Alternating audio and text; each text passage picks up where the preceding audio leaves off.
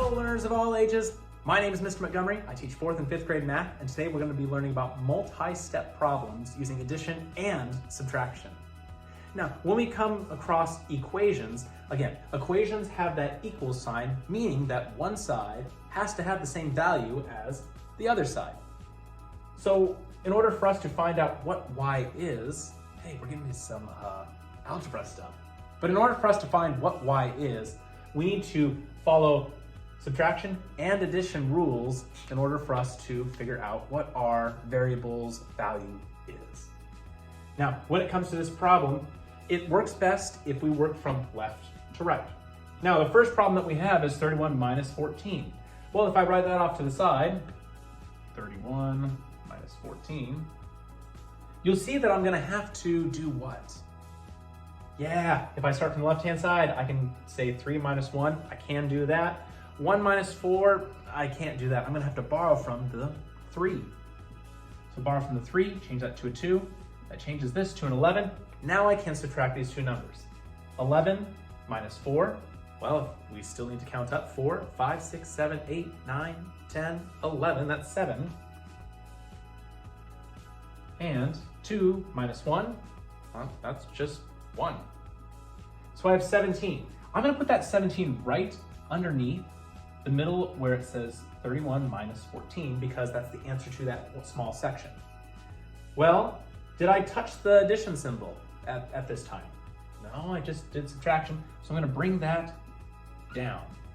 I didn't use the 10 either. I'm gonna bring that down. I'm gonna bring the equals and the y also down because I didn't use them in any of my figuring out 31 minus 14. Now I have a new problem, 17 plus 10. I can do 17 plus 10, but I'm gonna do it off to the side just in case. 17 plus 10. 7 plus 0 is 7, and 1 plus 1 is 2. So I have 27. I'm gonna put that 27 underneath where we have 17 plus 10. Gonna bring down my equals sign, didn't use that. Gonna bring down my y, didn't use that. And we figured out that y equals 27. Another section of your homework is gonna ask you to use mental math to solve. So my problem here is x, that's my variable this time, x plus 1 plus 3 equals 8. We know that both sides of the problem should equal 8, which means that if I can figure out 3 plus 1, which is 4, I know that something plus 4 should equal 8, and that would be 4. So I'm gonna write out how I solved that. But I used my mental math, my brain, to figure out the step-by-step process. If you still need to write it out, that's okay too. Everyone's learning at their own pace. So I took the 1 plus 3 first. 1 plus 3 is 4. Now, did I use my x yet? No.